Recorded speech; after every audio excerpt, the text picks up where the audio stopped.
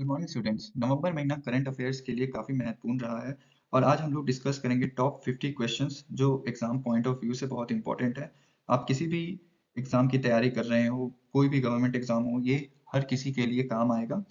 और इसमें मैंने कुछ टिप्स एंड ट्रिक्स भी बताए हैं जिससे कि आप इन क्वेश्चंस को, उनके आंसर्स को काफ़ी इजीली समझ सकते हैं और एग्जाम के लिए याद कर सकते हैं।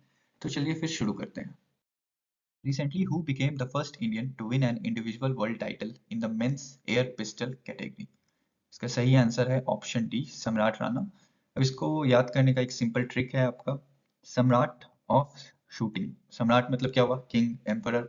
और ये जो है किंग बने वर्ल्ड एयर पिस्टल शूटिंग के, तो आप ऐसा सोचिए, सम्राट Rana rules the shooting range. और जो इवेंट में ये जीते थे उसका नाम था ISSF वर्ल्ड चैंपियनशिप 2025, जो कि इजिप्ट में हुआ था। और ISFF वर्ल्ड का काफी प्रेस्टिजियस शूटिंग कंपटीशन है ओलंपिक्स के बाद। और अगर आप ये जीतते हैं तो आप वर्ल्ड चैंपियन कहलाएंगे। इनकी कैटेगरी थी 10 मीटर एयर पिस्टल राइफल की, और इनका स्कोर था 243.7, जो कि सिर्फ चाइना के हु काई से 0.4 पॉइंट्स ज्यादा था। और ये अपनी इंडियन टीम, जिसमें वरुण तोमर और श्रवण कुमार भी थे, उनके साथ मिलके गोल्ड जीता था। अब कुछ क्विक फैक्ट्स देख लेते हैं इस चैंपियनशिप से रिलेटेड। तो अभिनव बिंद्रा को 10 मीटर एयर राइफल के लिए 2006 में अवार्ड मिला था। तेजस्विनी सावंत को 50 मीटर राइफल के लिए 2010 में, रुद्राक्ष पाटिल को 10 मीटर एयर राइफल के लिए 2022, और अब सम्राट राणा को 2025 में। Recently seen in the news, the Konark Sun Temple is located in which state? इसका सही आंसर है ऑप्शन ए, ओडिशा। इसको याद करने का ऐसा ट्रिक है, सोचिए, Odisha welcomes the sun at Konark. मतलब उड़ीसा जो है ईस्ट कोस्ट पे सिचुएटेड है और सन भी राइज होता है बे ऑफ बंगाल से। इस तरीके से आप याद रखिए। अब डिस्टेंस की बात करें तो ये 35 किलोमीटर नॉर्थ ईस्ट है पुरी का, और 65 किलोमीटर साउथ ईस्ट है भुवनेश्वर से। और इसे बनाया गया था किंग नरसिम्हा देवा वन के द्वारा 13th सेंचुरी में, और ये सूर्य देव को डेडिकेटेड है। और यूनेस्को ने 1984 में इसको वर्ल्ड हेरिटेज साइट डिक्लेयर किया था। कुछ टाइम पहले जो एंट्री थी नाटा मंडप पे, जो डांस हॉल है, वहां पे रिस्ट्रिक्शन लगा दी गई है ASI, archaeological survey of India के द्वारा, क्योंकि कुछ लोग सेल्फी लेते लेते गिर गए थे और जो एंशियंट स्कल्पचर्स है वो थोड़ा डैमेज हो गया था। अब कुछ क्विक फैक्ट्स देखते हैं इससे रिलेटेड। तो जो मेन टावर है उसका हाइट जो ओरिजिनली था वो 200 फीट लंबा था, लेकिन फिर कोलैप्स हो गया वो। और जो मटेरियल यहाँ पे यूज किया गया वो है क्लोराइट, लेटराइट और सैंडस्टोन। और यहाँ पे एक फेमस फेस्टिवल होता है हर फरवरी जिसका नाम है चंद्रभागा मेला। The Visible Emission Line Chronograph VELC is primary payload of which Indian space mission? इसका सही answer option C, Aditya L1। इसको याद करने का ट्रिक है आदित्य आइज। जो VELC है वो हेल्प करता है आदित्य L1 को सन के कोरोना को देखने के लिए। सो आप इसको ऐसा सोचिए, Aditya uses VELC to watch the sun's crown. तो ये जो आदित्य L1 मिशन है इंडिया का फर्स्ट डेडिकेटेड सोलर मिशन है। और ये जो VLC है ये काफी इंपॉर्टेंट पार्ट है इसका।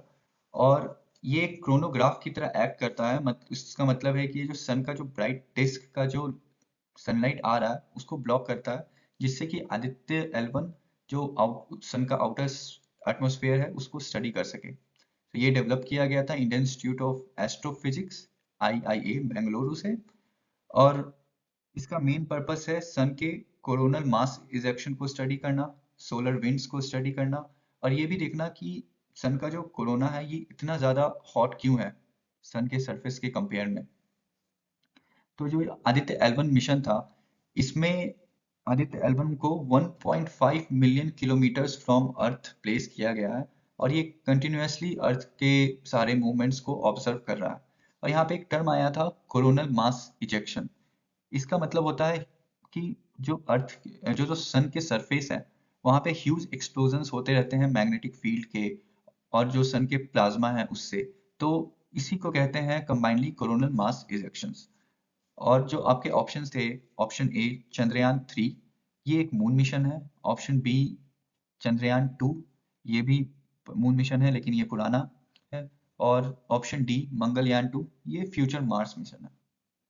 Which state has become the first in India to launch a large-scale genome sequencing project focused on tribal communities? Genome sequencing एक प्रोसेस होता है जिससे कि डीएनए का सीक्वेंस किसी भी ऑर्गेनिज्म का जाना जाता है। इससे उनका एवोल्यूशन कैसे कैसे हुआ है, क्या क्या म्यूटेशंस हुए हैं, क्या क्या उनको डिजीज हो सकता है, इस सब के बारे में जानकारी मिलती है। तो इसका सही आंसर है ऑप्शन बी, गुजरात। इस प्रोजेक्ट का नाम है creation of reference genome database for tribal population in Gujarat, और इसको इम्प्लीमेंट कर रही है गुजरात बायोटेक्नोलॉजी रिसर्च सेंटर, जीबीआरसी। और मेन फोकस है कि understand and कॉम्बाट inherited disease. Inherited मतलब हुआ जो आपके फादर्स फॉर फादर से डिजीज आपको हो रहे हैं, और जेनेटिक डिसऑर्डर्स को भी समझना, जो कि इंडोगामी इंडोगामी मतलब हुआ कि marriage with in your own community या सोशल ग्रुप या कास्ट। तो इसके कारण ये काफ़ी कॉमन होता है। और सबसे पहले फेज में डीएनए सैंपल्स लिया जाएगा 31 ट्राइबल कम्युनिटीज़ का। और इसको याद रखना भी काफ़ी सिंपल है, आप ऐसे सोचिए, Gujarat guards the gene of its tribes. अब कुछ क्विक फैक्ट्स देखते हैं। 2025 में ये लॉन्च हुआ और अभी गुजरात की ट्राइबल पॉपुलेशन 1 करोड़ से भी ज़्यादा है। और इसमें एक ऑर्गेनिज्म या एक ट्राइबल का जो सीक्वेंसिंग करेंगे उसमें कम से कम 60,000 रुपए का खर्च आएगा। और गुजरात 2025 में ट्राइबल प्राइड ईयर भी सेलिब्रेट कर रहा है। Where was the 15th India-Vietnam Defense Policy Dialogue held on 10th November? Defence policy dialogue एक हाई लेवल मीटिंग है जो कि दो कंट्रीज के बीच में होता है regarding defence strategies, security cooperation और मिलिट्री पार्टनरशिप्स को लेके। तो इसका सही आंसर है ऑप्शन डी, हनोई। और इसी मीटिंग के बाद डायरेक्ट विनबाक्स 2025 हुआ जो कि है Vietnam India bilateral army exercise. और इसको आप ऐसे याद रखें, Hanoi hosted the huge 15th meeting, क्योंकि ये 15th डिफेंस डायलॉग था इसीलिए। और इसमें दोनों कंट्रीज के डिफेंस सेक्रेटरीज ने पार्टिसिपेट किया और दोनों के बीच में एक एमओयू साइन हुआ म्यूचुअल सबमरीन रिसर्च और रेस्क्यू सपोर्ट को लेकर। और जो नेक्स्ट एडिशन होने वाला है इस डिफेंस डायलॉग का वो न्यू दिल्ली में होगा 2026 में। अब कुछ क्विक फैक्ट्स देखते हैं। विजन जो है इसका वो है joint vision statement 2030 for defence partnership. और जो स्ट्रेटेजिक स्टेटस है ये 2016 से चला आ रहा है दोनों के बीच में पार्टनरशिप। और इंडिया ने इसी साल अपना ब्रह्मोस मिसाइल का एक्सपोर्ट किया है वियतनाम को, जो कि लगभग 700 मिलियन डॉलर्स का है। और इंडिया ने आईएनएस किरपान को भी वियतनाम को गिफ्ट किया था 2023 में। तो इनकी पार्टनरशिप चली आ रही है और काफ़ी स्ट्रांग है इस टाइम पे। India's fully developed overseas airbase, Ayni airbase, was located in which country? So overseas airbase का मतलब होता है कि आप अपनी मिलिट्री फैसिलिटी को ओन तो करते हो लेकिन आप ऑपरेट करते हो किसी और कंट्री में जाके। तो इसका सही आंसर है ऑप्शन बी, तजाकिस्तान। इसको आप ऐसे सिंपली याद कर सकते हैं, India built a Taj in a stan country. तो तजाकिस्तान में आके हुआ, to watch over the stans. तो स्तान्स यहाँ पे क्या हुआ, एक तरफ पाकिस्तान और दूसरी तरफ चाइना। तो ये इंडिया का फुल्ली ऑपरेशनल मिलिट्री बेस था 2022 तक। और इंडिया ने लगभग इस पे 80 से 100 मिलियन डॉलर्स इन्वेस्ट किए हैं 2002 से लेकर अभी तक। और ये काफ़ी इम्पोर्टेंट था इंडिया के लिए क्योंकि ये सिर्फ 20 किलोमीटर था वखान कॉरिडोर से, जिसके एक तरफ पाकिस्तान है और दूसरी तरफ चाइना है। और इंडिया ने विड्रॉ किया क्योंकि इसका लीज एक्सपायर हो गया था, और फिर थोड़ा प्रेशर भी था रशिया और चाइना के थ्रू, इसलिए इंडिया ने इस लीज को फिर एक्सटेंड नहीं किया। What is the theme of second WHO Traditional Medicine Global Summit 2025? सही आंसर है इसका option D, restoring balance the science and practice of health and wellbeing. तो इसको इसी तरीके से याद रखें, सिंपल ट्रिक, कि 2025 में जो WHO का थीम था वो रिस्टोर द बैलेंस था। और ये 17 से 19 दिसंबर को होने वाला है न्यू दिल्ली में, और जॉइंटली होस्ट किया जाएगा मिनिस्ट्री ऑफ आयुष और वर्ल्ड हेल्थ ऑर्गेनाइजेशन के द्वारा। और इस समिट का मेन एम है कि जो एविडेंस बेस्ड ट्रेडिशनल मेडिसिन है उनको मेन स्ट्रीम में लाना। पहला समिट हेल्ड हुआ था गांधीनगर में 2023 में, जिसमें कि 100 से ज़्यादा कंट्रीज ने पार्टिसिपेट किया था। और उस टाइम जो फोकस था वो था biodiversity, intellectual property rights, indigenous knowledge, AI in traditional medicine पे। Where was the exercise Brahmashira conducted in November 2025? इसका सही आंसर है ऑप्शन ए, गुजरात। इसको आप सिंपली ऐसे याद रखें, the divine weapon Brahmashira was tested in the vast run of Gujarat. तो इसका लोकेशन था रान उन क्रिक, जो कि कच्छ रीजन में आते हैं, और इंडियन आर्मी के साउदर्न कमांड ने इसको कंडक्ट किया था, और जो पार्टिसिपेंट्स थे वो Indian army, navy, air force, coast guard और बीएसएफ के जवान थे। और मेन पर्पस था कि एक डिफिकल्ट और चैलेंजिंग सिचुएशन में या चैलेंजिंग टेरेन में खुद को टेस्ट करना कि हम लोग कितना रेडी हैं, कितना एक दूसरे से कोऑर्डिनेट करके हम लोग ऑपरेशंस को अंजाम दे पा रहे हैं। अब कुछ क्विक फैक्ट्स देखते हैं।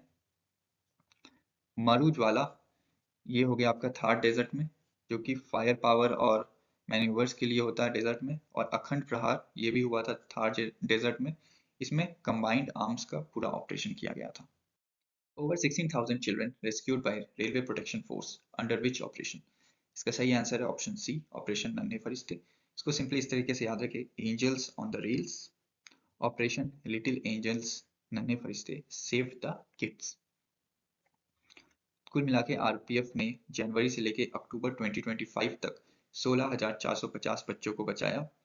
और इसका मेन पर्पस है कि इन बच्चों को जो अकेले हों, उन्हें उनके फैमिली वालों ने छोड़ दिया हो या स्ट्रेसफुल सिचुएशन में हो, उनको आइडेंटिफाई करना, रेस्क्यू करना और उनको चाइल्ड ट्रैफिकिंग, चाइल्ड लेबर से भी बचाना।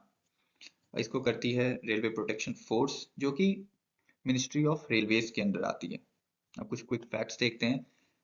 इसी तरह से सिमिलर है जीवन रक्षा, जो कि लाइफ सेविंग में काम करती है, और अभी तक 2,658 लाइफ सेव किए गए हैं।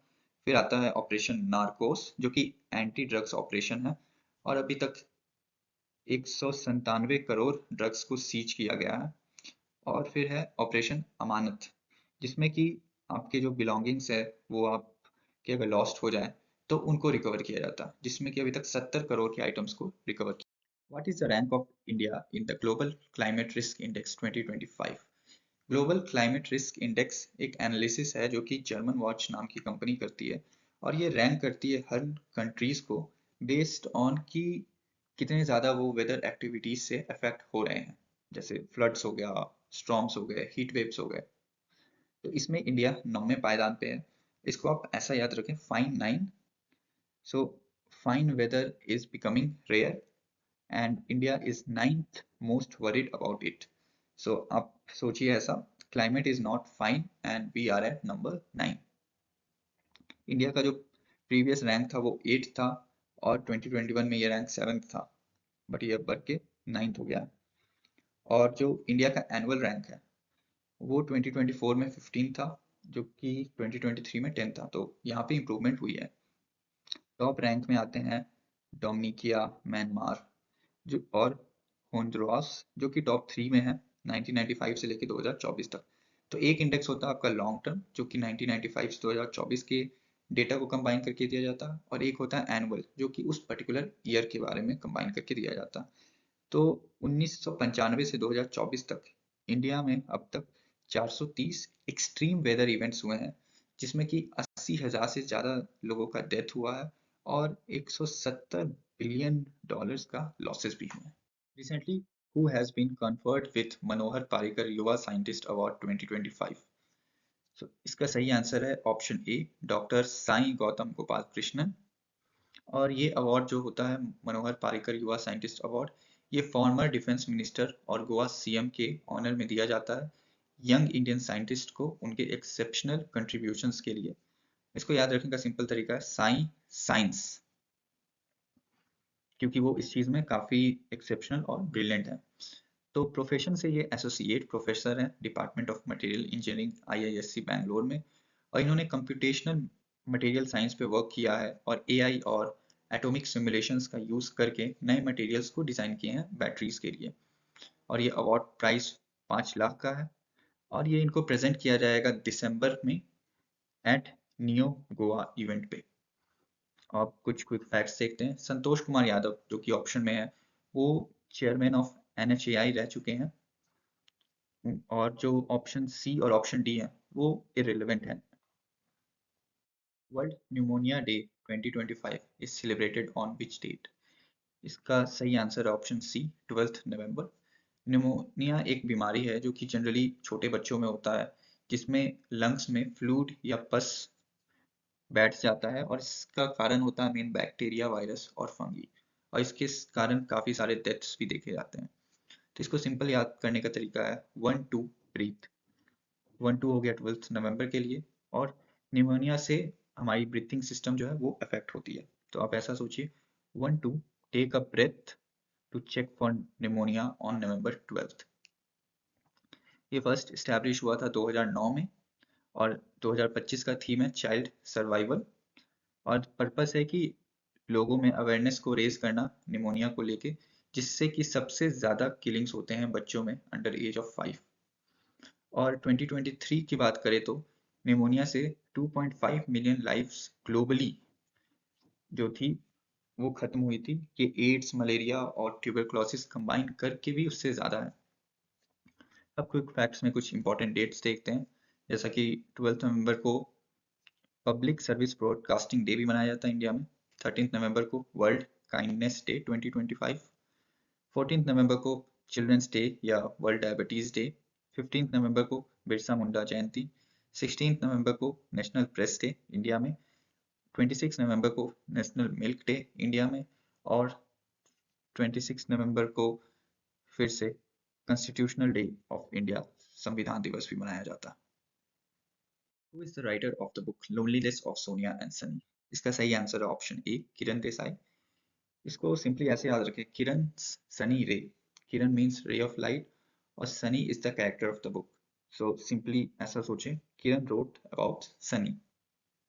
ये 2025 में रिलीज हुआ। इसको लिखने में लगभग 20 साल का समय लगा, और इसमें एक फैमिली सागा को दिखाया गया है, जिसमें कि दो यंग इंडियंस होते हैं, सोनिया और सनी। कैसे वो वेस्ट में लोनली होते हैं, और कैसे उनकी फैमिलीज अरेंज करती है उनका मैरिज को।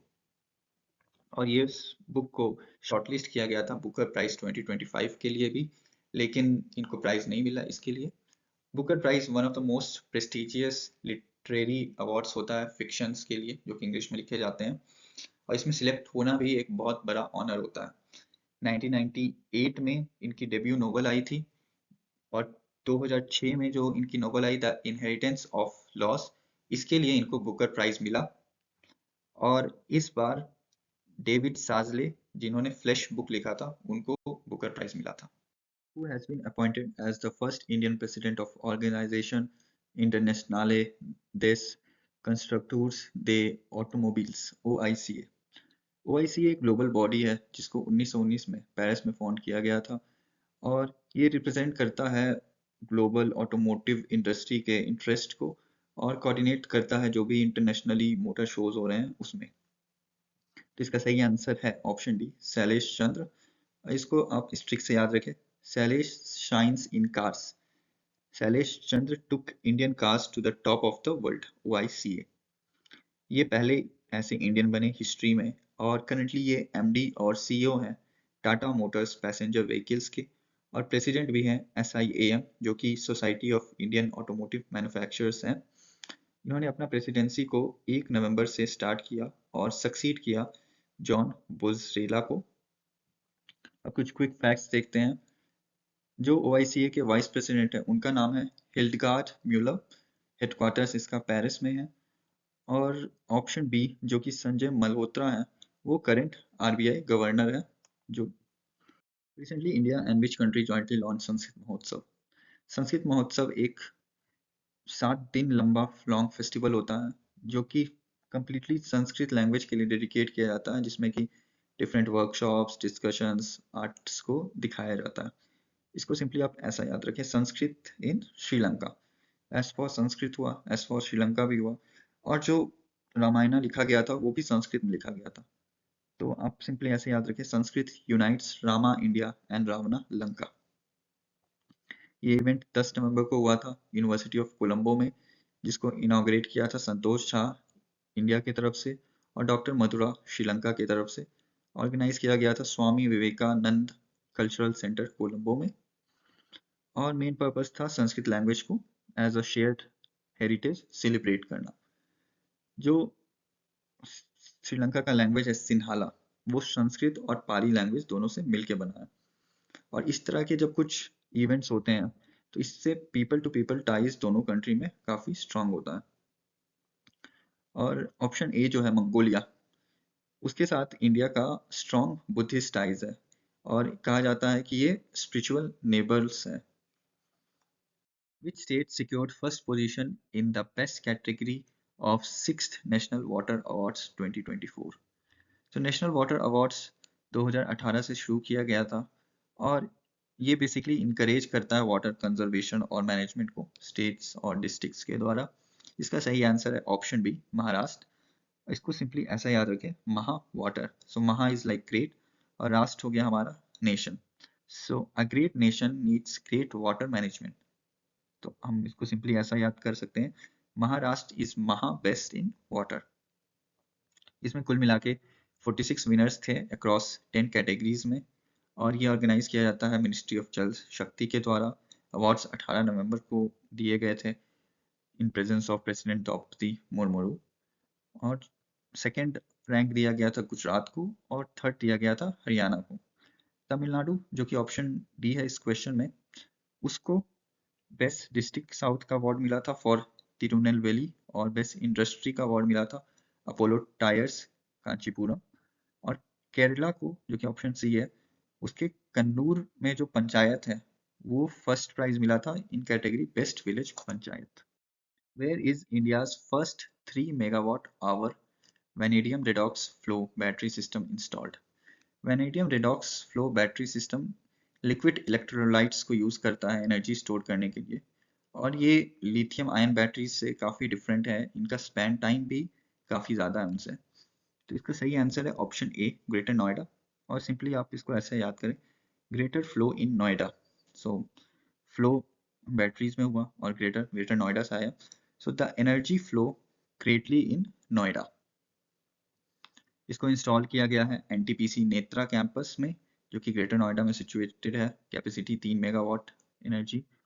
और इसका सिग्निफिकेंस है कि ये फर्स्ट और लार्जेस्ट यूटिलिटी स्केल के लिए vanadium redox flows battery system को इंस्टॉल किया गया है, जिसको इनॉग्रेट 11 नवंबर को यूनियन मिनिस्टर मनोहर लाल खट्टर के द्वारा किया गया था।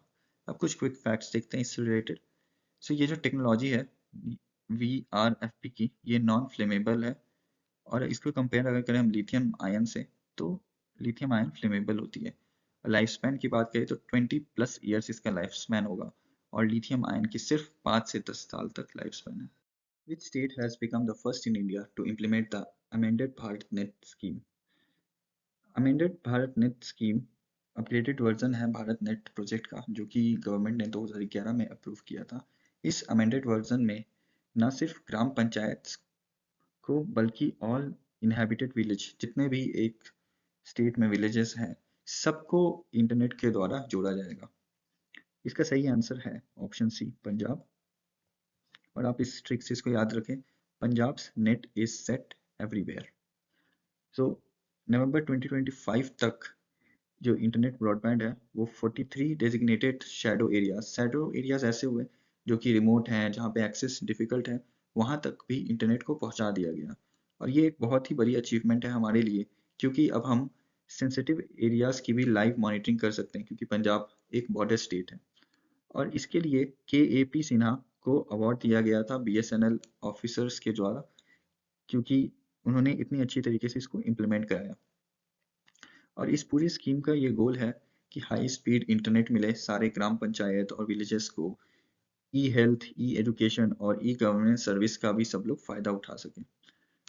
जैसा कि हमने देखा कि इसको लॉन्च किया गया था 2011 में, गोल है विलेजेस और ग्राम पंचायत को कनेक्ट करना। और इस टोटल जो अमेंडेड कॉस्ट आएगा वो आएगा approximately 1.3 lakh crore rupees. Who has been appointed as the chairperson of Joint Parliamentary Committee on Amendment Bills? Joint parliamentary committee एक टेम्पररी कमेटी होता है जो कि पार्लियामेंट के द्वारा सेटअप किया जाता है किसी स्पेसिफिक पर्पस के लिए। फॉर एग्जांपल, अगर हमें किसी पर्टिकुलर बिल को एग्जामिन करना हो या किसी स्कैंडल को इन्वेस्टिगेट करना हो, तो इसका सही आंसर है ऑप्शन सी, अपराजिता सारंगी। आप इसको इस तरीके से याद रखें, अपराजितास अमेंडमेंट। तो इसका मेन पर्पस था कि 3 स्पेसिफिक बिल्स जो कि एम हुए थे पीएम, सीएम और मिनिस्टर्स को अपने पद से रिमूव करने के लिए अगर उन पे सीरियस क्रिमिनल चार्जेस लगते हैं और 30 दिन से ज़्यादा वो जेल में रहते हैं तो। इस पूरी कमेटी में 31 मेंबर्स थे, 21 फ्रॉम लोकसभा और 10 फ्रॉम राज्यसभा।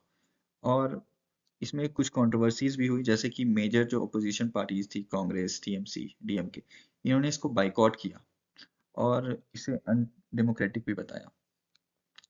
बाकी जो ऑप्शंस इसमें दिए गए हैं, जैसे स्मृति ईरानी, वो फॉर्मर यूनियन मिनिस्टर रह चुकी है, निर्मला सीतारमन जो कि अभी फाइनेंस मिनिस्टर है, और मीनाक्षी लेखी जो कि एक और फॉरेनर यूनियन मिनिस्टर रह चुकी है। Where is the 13th International Tourism Mart ITM being organized from 13 to 16th November 2025?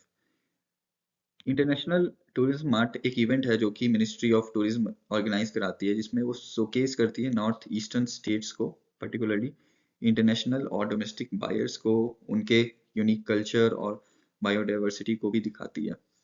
तो ये जो इवेंट होता है ये साथ में स्टेट गवर्नमेंट के साथ होता है, तो इस केस में इसका ऑप्शन है डी, गैंगटॉक, सिक्किम। इसको आप इस तरीके से याद करें, the 13th mart is at the summit. Summit क्यों कहा जा रहा है? क्योंकि काफी सारे हाइयर माउंटेन रेंज हैं सिक्किम में, इसलिए। और इसके की हाइलाइट्स है कि ये सेकेंड टाइम सिक्किम में होस्ट किया जा रहा है after a gap of 10 years. और मेन पर्पस है कि नॉर्थ ईस्टर्न स्टेट्स के टूरिज्म पोटेंशियल को इंटरनेशनल और नेशनल लेवल पे मार्केट्स पे दिखाना। और ये सिक्किम पुलिस ग्राउंड पे पांगथांग पे हुआ था इस बार। अब कुछ क्विक फैक्ट्स देख लेते हैं। सो जो 12th एडिशन हुआ था 2024 में, वो हुआ था Kaziranga Assam. 11th edition Shillong Meghalaya. 10th Aizawl Mizoram. और जो फर्स्ट इवेंट हुआ था 2013 में, वो हुआ था गुवाहाटी असम में। Which organization has adopted the world first global ethical framework for neurotechnology? Neurotechnology basically एक साइंस है जो कि एक्सेस, मॉनिटर, इन्वेस्टिगेट करता है हमारे न्यूरल सिस्टम्स को। इसका सही आंसर है ऑप्शन बी, यूनेस्को। इसको याद करने का सिंपल ट्रिक, यूनिस code. UNESCO is rewriting the code for how we treat the human brain. इस तरीके से याद रखें। इसको अडॉप्ट किया गया था 43rd जनरल कॉन्फ्रेंस इन समरकांड में। और इसका मेन पर्पस है जो हमारे ह्यूमंस हैं उनके ह्यूमन राइट्स, मेंटल प्राइवेसी और पर्सनल डिग्निटी को प्रोटेक्ट करना। और इसमें एक की टर्म दिया गया, न्यूरो राइट्स, मतलब जो ब्रेन के डेटा है, मेंटल इंटीग्रिटी है, उसको मिसयूज या मिस हैंडलिंग से बचाना। अब कुछ क्विक फैक्ट्स देख लेते हैं। फुल नेम हुआ यहाँ पे United Nation Educational, Scientific and Cultural Organisation, UNESCO का। हेडक्वार्टर्स है पेरिस, फ्रांस में। अभी के डायरेक्टर जनरल हैं ऑड्रे अजोलाई। और टोटल अभी 194 मेंबर स्टेट्स हैं। Which country will host the COP32 climate summit in 2027? तो ये जो COP समिट होता है इसका फुल फॉर्म है कॉन्फ्रेंस ऑफ द पार्टीज। सो ये एक सुप्रीम डिसीजन मेकिंग बॉडी होती है, यूएन के अंडर आती है ये, जहाँ पे कंट्रीज रेगुलरली मीट करते हैं हर साल और नेगोशिएट करते हैं अपने क्लाइमेट गोल्स के बारे में। और इसका सही आंसर है ऑप्शन सी, इथियोपिया।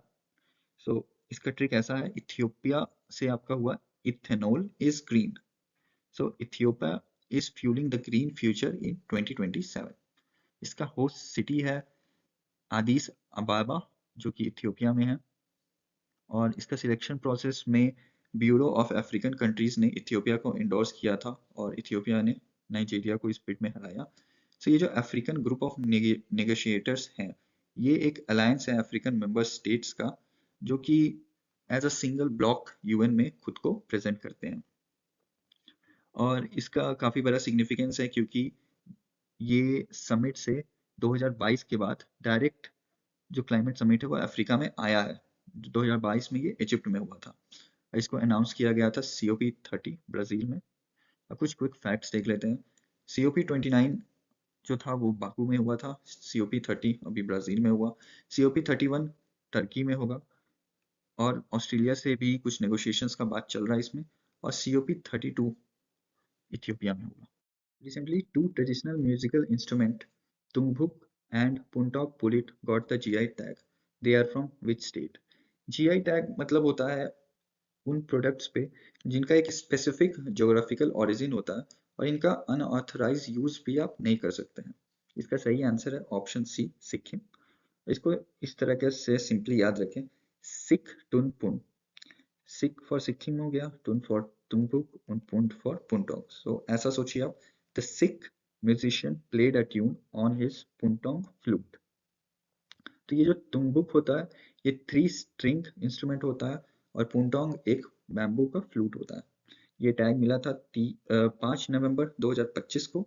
और इस टैग को पाने के लिए की सपोर्ट था नाबार्ड का, जिन्होंने टेक्निकल और फाइनेंशियल असिस्टेंस 2 साल तक प्रोवाइड किया।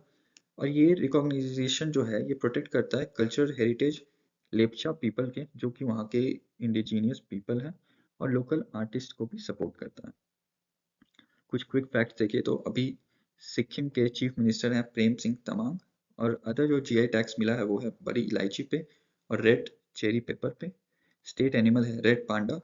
और ये दुनिया का सबसे पहला स्टेट है जहाँ पे 100% ऑर्गेनिक चीजें होती है। So it's like a 100% organic state in the world. Which city will host the 22nd all India annual TDS conference? So TDS मतलब होता है जब भी आप कोई पेमेंट करते हैं तो सोर्स पे टैक्स डिटेक्ट हो जाता है और वो डायरेक्टली सेंट्रल गवर्नमेंट के पास चला जाता है। इसको कहते हैं टीडीएस। इसको याद करने का सिंपल ट्रिक है, Bhopal's tax is tall. So the tax officials gathered in the city of lakes to collect the toll pie of TDS। Toll इसलिए क्योंकि 22nd एक बड़ा नंबर है। ये 13 और 14 नवंबर को ऑर्गेनाइज किया गया था सीबीडीटी के द्वारा, जो कि central board of direct taxes है। और इनाग्रेट किया गया था रवि अग्रवाल के द्वारा, जो कि इसके चेयरमैन है। और की एजेंडा था अमेंडमेंट्स को डिस्कस करना इनकम टैक्स से रिलेटेड। और अब कुछ क्विक फैक्ट्स देखते हैं। तो भोपाल एमपी का कैपिटल है और अभी वहाँ के चीफ मिनिस्टर हैं doctor Mohan Yadav. State animal है बारहसिंगा। और फेमस है खुजराहो टेम्पल्स, सांची स्तूपा और टाइगर रिजर्व्स के लिए। Who has been appointed as the brand ambassador of Haryana State Women Commission? सही आंसर है ऑप्शन टी, शेफाली वर्मा। और इसको सिंपली ऐसे याद रखें, शेफाली स्ट्राइक्स फॉर वुमेन। सो शेफाली वर्मा जो है ये काफी बड़े बड़े सिक्सेस लगाती है क्रिकेट में। और ऐसा आप सोच सकते हैं, Shafali hit a six and became the face of Haryana women. इनको अपॉइंट किया गया था नयाब सिंह सैनी, जो कि हरियाणा के चीफ मिनिस्टर हैं उनके द्वारा। और इनको अपॉइंट करने का रीज़न ये था कि इन्होंने जो आईसीसी वर्ल्ड कप 2025 हुआ उसके विक्ट्री में काफ़ी अहम भूमिका निभाई थी। और ये एक इंस्पिरेशन है वहाँ के स्टेट के लड़कियों के लिए। और गवर्नमेंट ने 1.5 करोड़ का कैश रिवॉर्ड भी इनको दिया था। अब कुछ क्विक फैक्ट्स देखते हैं। इनको कहा जाता है लेडी सहवाग। होम टाउन है रोहतक हरियाणा में। ओपनिंग बैटर है ये और यंगेस्ट इंडियन है जिन्होंने all 3 formats of international cricket play किया था एट द एज ऑफ 17। बाकी अगर हम देखें तो जो मनु वाकर हैं वो ministry of ports shipping and waterways की ब्रांड एम्बेसडर है। नीरज चोपड़ा स्विट्जरलैंड टूरिज्म के। और Kiran Godara sports lab initiative by roots foundation की। Recently 44th Indian trade fair has been started in which country? इसका सही आंसर है ऑप्शन सी, न्यू दिल्ली। और इसको याद करने का ऐसा ट्रिक है, new deal at new Delhi. तो न्यू डील मतलब हो गया आपका ट्रेड और बिजनेसेस। और आप ऐसा सोचिए, the biggest trade deal of the year happens in new Delhi. इसका वेन्यू था प्रगति मैदान। 14 से 27 नवंबर तक का डेट। इनॉग्रेट किया गया था जतिन प्रसाद के द्वारा। और थीम था एक भारत श्रेष्ठ Bharat, like one India supreme India. और ये गवर्नमेंट का इनिशिएटिव है जिससे कि स्टेट्स यूनियन टेरिटरीज के बीच में जो इंटरेक्शंस है उसको इम्प्रूव करने की कोशिश की जा रही है, सो दैट डिफरेंट स्टेट्स के बीच अच्छी म्यूचुअल अंडरस्टैंडिंग हो। सबसे पहले ये 1980 में स्टार्ट किया गया था और तब से ये एनुअली हो रहा है। और इसमें पार्टिसिपेंट्स जो इस बार थे वो 12 कंट्रीज से थे। उसमें UAE, China, Iran, south Korea और थाईलैंड भी शामिल है। Recently, India launched which operation to aid Sri Lanka disaster struck communities? इसका सही आंसर है ऑप्शन ए, ऑपरेशन सागर बंधु। और इसको इस तरीके से याद रखें, Sri Lanka is India neighbour and also brother separated by the ocean. 28 नवंबर को लॉन्च किया गया था और मेन कारण था श्रीलंका को ह्यूमैनिटेरियन असिस्टेंस और डिजास्टर रिलीफ पहुंचाना, जो कि साइक्लोन दितवा के कारण काफ़ी ज़्यादा फ्लडिंग और लैंडस्लाइड हुई है श्रीलंका में, और इंडिया ने आईएनएस विक्रांत और आईएनएस उदयगिरी को भी डिप्लॉय किया, और 53 टन से ज़्यादा का रिलीफ मटेरियल जिसमें कि फूड, मेडिसिन और भी जो भी इम्पोर्टेंट वस्तुएं होती है डे टू डे लाइफ की, उसको भिजवाया श्रीलंका। और ये इंडिया का एक नेबरहुड फर्स्ट पॉलिसी के अंदर आता है।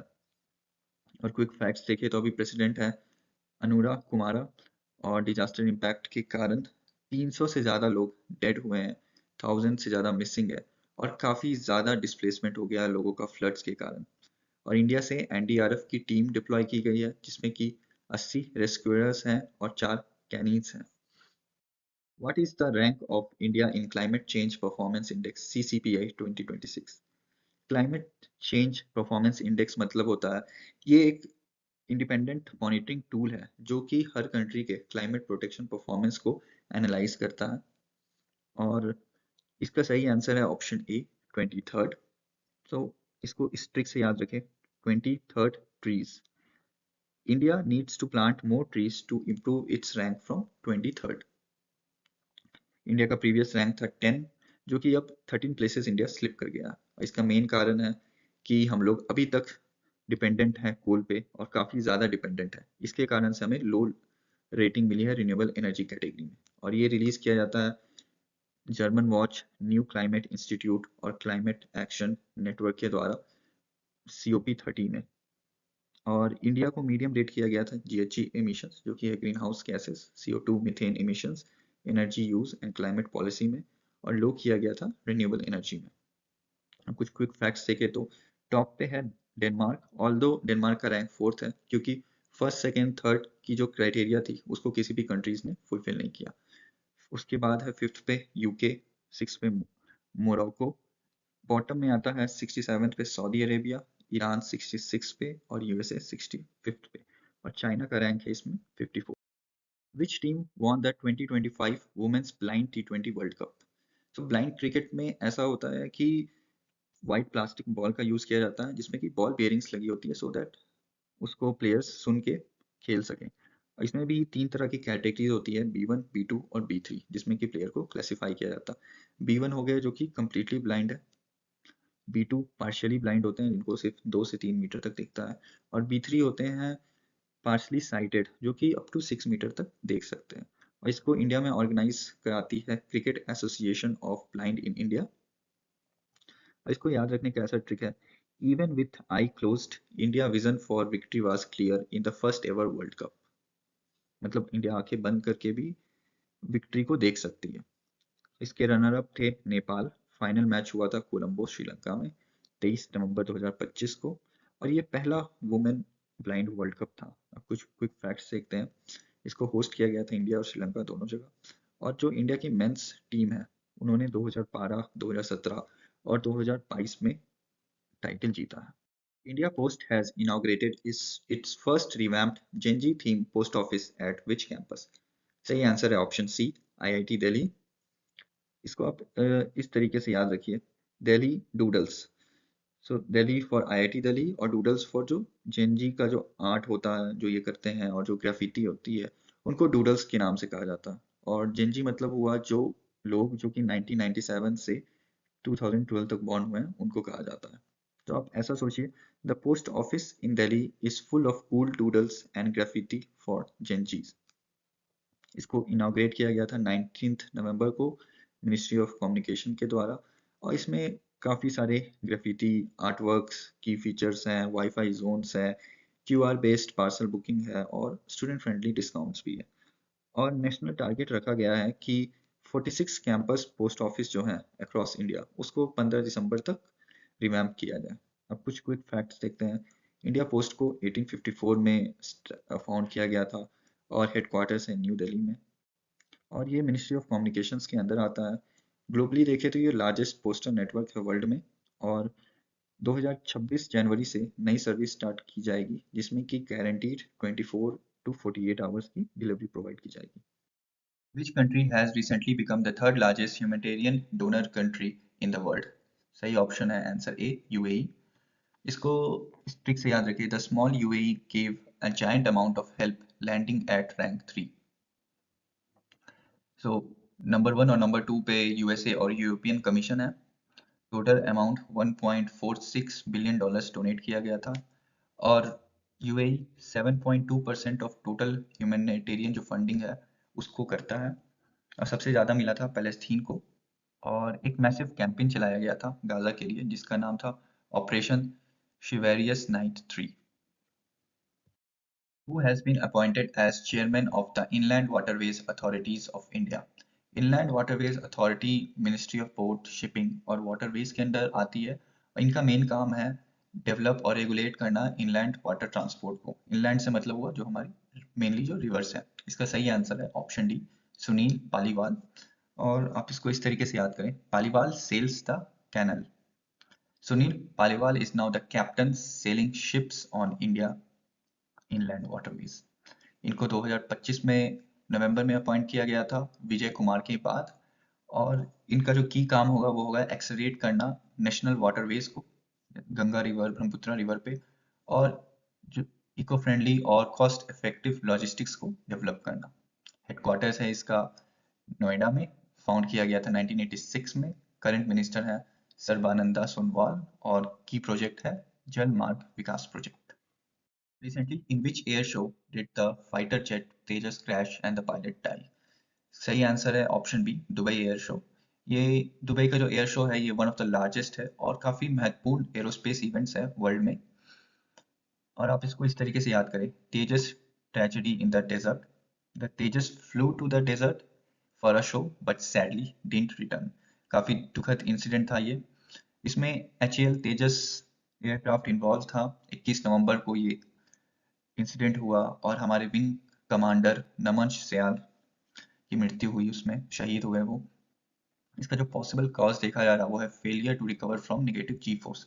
सो निगेटिव जी फोर्स का मतलब ऐसा होता है कि जो पायलट है और जो सीट पे बैठा हुआ है तो सीट से वो काफी ऊपर की तरफ पुश होता है, तो उसके कारण हेड में बहुत सारा ब्लड रश हो जाता है जिससे कि विजन लॉस या अनकॉन्शियसनेस भी हो सकता है। अब इस एयरक्राफ्ट की बात करें तो ये 4.5 जनरेशन फाइटर एयरक्राफ्ट है। फर्स्ट क्रैश हुआ था इसका मार्च 2024 में राजस्थान में, जिसमें कि पायलट की जान बच गई थी। और ये सेकंड क्रैश है और फ्यूचर में इंडिया ने 97 मोर तेजस जेट्स का ऑर्डर दिया हुआ है HAL. Which country is constructing the world first artificial floating island? सही आंसर है ऑप्शन डी, चाइना। इसको इस ट्रिक से याद रखें, चाइना अनसिंकेबल शिप। ऐसा सोचिए, China is building a giant island that floats like a ship but stays like a land. इस प्रोजेक्ट का नाम है deep sea all weather resistant floating research facility. Target year है ऑपरेशनल का 2028। और ये जो आइलैंड है ये न्यूक्लियर रेसिस्टेंट होगा और टाइफून प्रूफ भी होगा। और इसका मेन पर्पस है डीप सी साइंटिफिक रिसर्च करना। इसका टोटल वेट है 78,000 टन। कैपेसिटी है 238 पीपल का और 4 मंथ तक ये विदाउट रीसप्लाई के काम कर सकता है। Which country makes history as the smallest country to qualify for FIFA World Cup? सही आंसर है ऑप्शन डी, कुराकाओ। ये वेनेजुला के पास है। इसको सिंपली ऐसे याद रखें, small but big dreams in FIFA. और ये सबसे स्मॉलेस्ट कंट्री है बाय पॉपुलेशन, सिर्फ 156,000 लोग हैं यहाँ पे। प्रीवियस रिकॉर्ड था आइसलैंड के पास जिसकी पॉपुलेशन थी 350,000। और ये 2026 फीफा वर्ल्ड कप के लिए क्वालिफाई किए हैं जो कि यूएसए, कनाडा और मेक्सिको में होगा। और इस कंट्री की रैंकिंग जो है वो 150 जो 10 साल पहले थी उससे अभी 82 पे हो गई है। Recently, who will be selected to inducted into 2026 tennis hall of fame? Tennis hall of fame ये एक नॉन प्रॉफिट ऑर्गेनाइजेशन है न्यूपोर्ट में जो कि प्रिजर्व करता है हिस्ट्री रिलेटेड टू टेनिस और जो ग्रेट चैंपियंस होते हैं उनको ऑनर करता है। इसका सही आंसर है option A, Roger Federer. So आप इस ट्रिक से याद रखिए इसे, Roger that hall of fame 2026। अब इनके अचीवमेंट्स की बात करें तो 20 grand slam single titles, 310 weeks at world number 1। और रोजर फेडरर जो हैं वो one of the most celebrated athletes हैं हिस्ट्री में और इनकी पॉपुलैरिटी बहुत ही ज़्यादा है। अब कुछ क्विक फैक्ट्स की बात करें तो ये स्विट्जरलैंड से आते हैं। इनका निकनेम है द स्विस मास्ट्रो। विंबलडन में इनके 8 टाइटल्स हैं। ओलंपिक में इनको गोल्ड मिला है 2008 में और सिल्वर मिला है 2012 में और 2022 में ये लंदन में रिटायर हुए थे। How many gold medals have been won by India at the World Boxing Cup Finals 2025 in Greater Noida, Uttar Pradesh? सही आंसर है ऑप्शन ए 9। सो इस ट्रिक से याद रखिए, India punched its way to a record 9 golds on home soil. Women को 7 gold मिला और mains को 2। तो टोटल मेडल जो मिला वो 20 था, 9 गोल्ड, 6 सिल्वर और 5 ब्रॉन्ज। टॉप नेशन इंडिया थी और उसके बाद उज्बेकिस्तान, जिसको कि 4 गोल्ड मेडल्स मिला था। थर्ड प्लेस पे इंग्लैंड 2 गोल्ड मेडल्स के साथ। और ये एक हिस्टोरिक फीट था इंडिया के लिए, क्योंकि इंडिया ने हर वेट कैटेगरी में एक मेडल जीता था। Recently, which country's highly Kupi volcano erupts after 12,000 years? सही आंसर है ऑप्शन ए इथियोपिया। इसको इस ट्रिक से याद रखें, highly high in Ethiopia. The highly volcano in Ethiopia stayed high after sleeping for 12,000 years.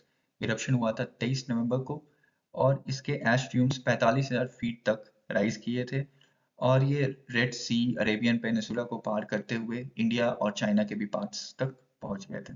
अब कुछ क्विक फैक्ट्स की बात करें तो इसका एलिवेशन टोटल 1709 फीट है। रेंज का नाम है एटा आले रेंज।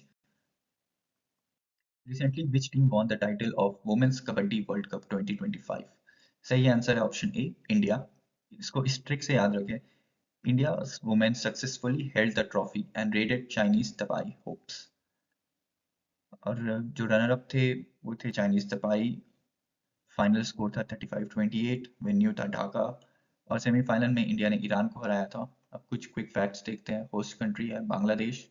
इंडिया इस पूरे टूर्नामेंट में अनडिफीटेड थी और चाइनीज तपाई जो थी वो एक सरप्राइज एंट्री थी इस पूरे टूर्नामेंट की बात करें तो। और संजू देवी जो कि छत्तीसगढ़ से आती है, वो इमर्जिंग प्लेयर बनी थी final. Which state government has launched its annual public service outreach campaign? आपकी योजना, आपका सरकार, आपके द्वार। सही आंसर है ऑप्शन ए झारखंड। ये एक फ्लैगशिप इनिशिएटिव है जो कि झारखंड गवर्नमेंट ने स्टार्ट किया था 2021 में, सो दैट द एडमिनिस्ट्रेशन है और जो पब्लिक है उसके बीच के जो ब्रिज है उसको कम किया जाए और जो पब्लिक के प्रॉब्लम्स है उसको ऑन स्पॉट सोल्व किया जाए। इसको इस ट्रिक से याद रखें, the Jharkhand government is knocking on your door to give you benefits. Launch हुआ था 21 नवंबर 2025 को फाइनेंस मिनिस्टर राधा कृष्ण किशोर के द्वारा। कैंपेन पीरियड रहेगा ये नवंबर 21 से लेकर 15 दिसंबर तक। फर्स्ट वीक का थीम है सेवा का अधिकार शपथ और मेन ऑब्जेक्टिव है कि गवर्नमेंट सर्विसेज जो होती हैं उसको डायरेक्टली सिटीजन्स तक कैंप्स के थ्रू पहुंचाना। अब कुछ क्विक फैक्ट्स देखते हैं। अभी प्रेजेंट चीफ मिनिस्टर है हेमंत सोरेन, कैपिटल है रांची।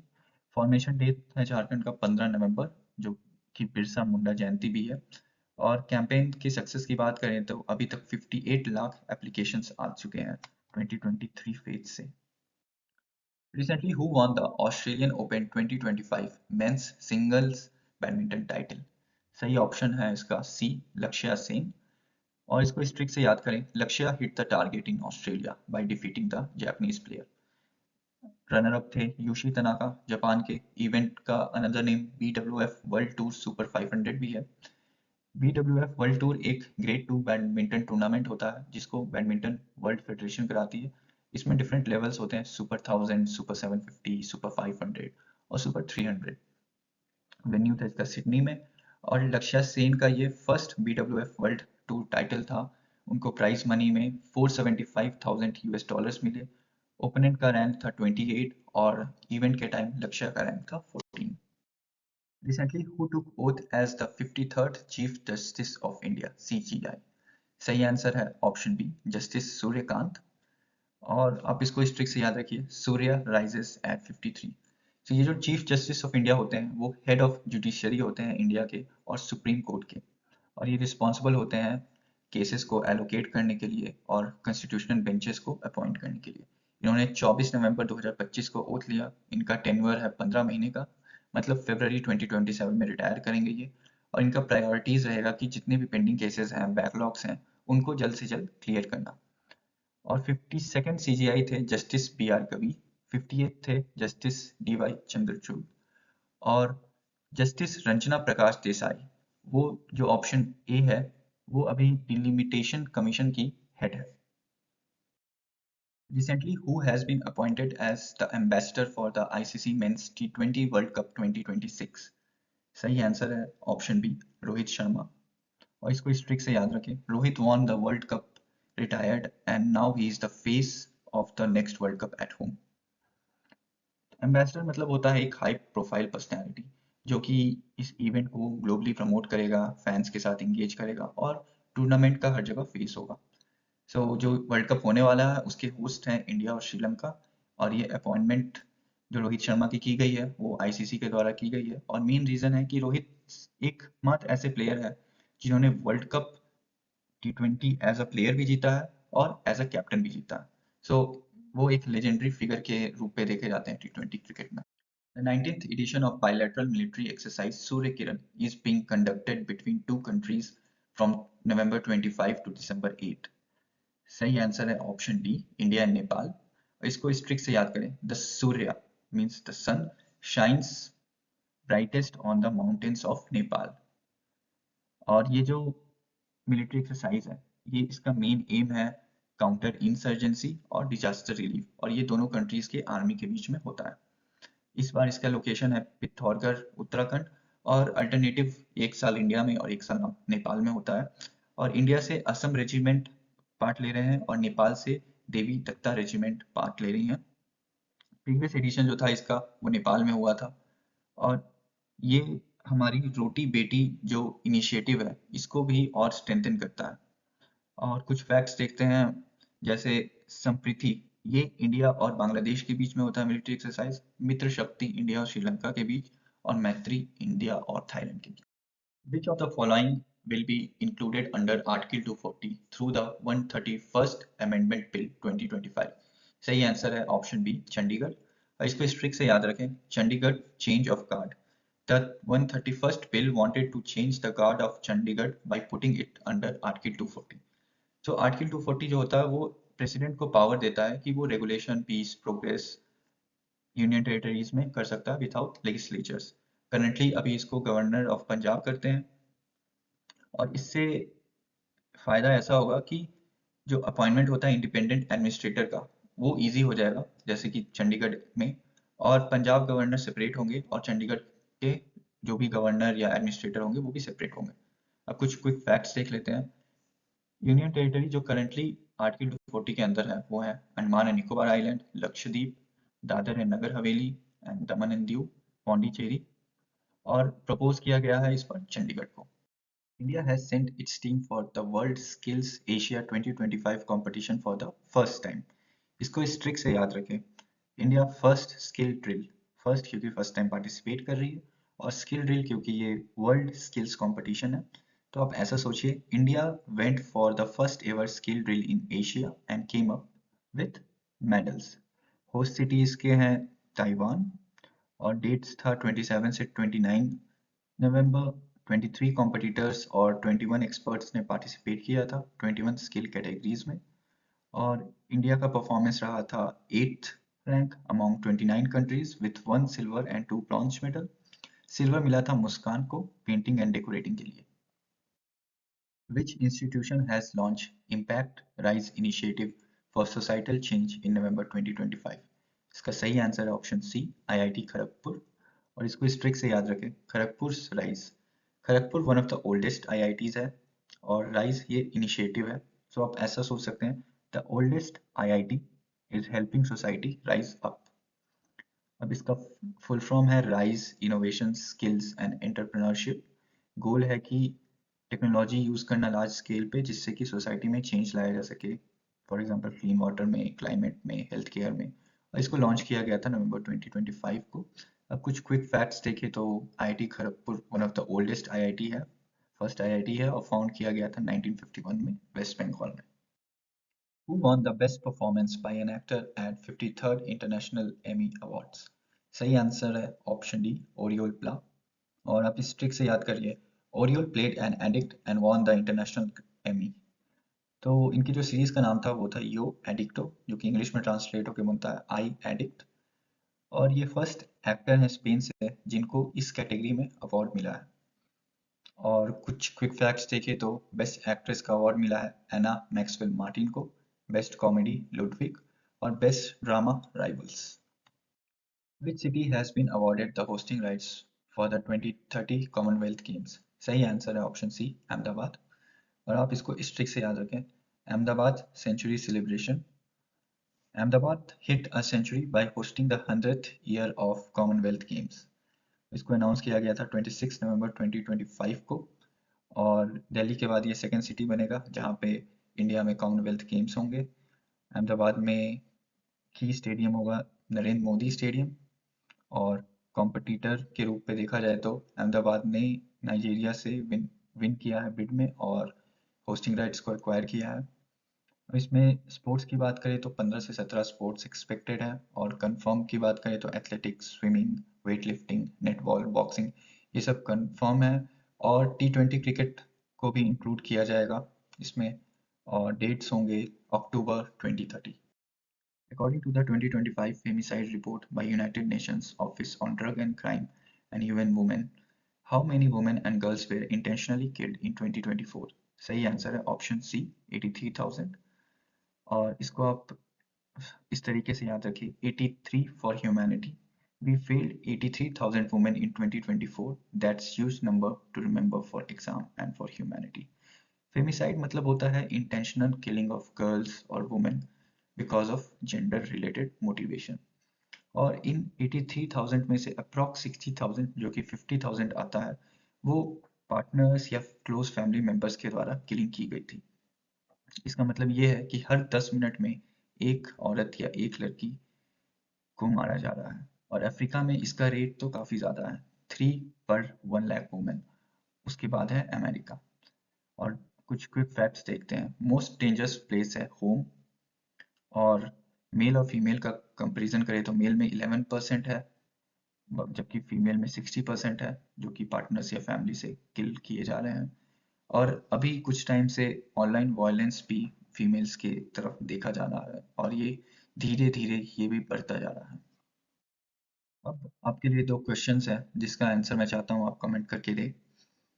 सबसे पहला question, recently which city became the most populous city in the world? A Jakarta, B Dhaka, C Mumbai, या डी टोक्यो। और सेकंड क्वेश्चन है, what is India's rank in the recently released Asia power index 2025? A first, B second, C third, या D fourth. Comment करके अपने answers बताएं, और thank you very much for watching the video.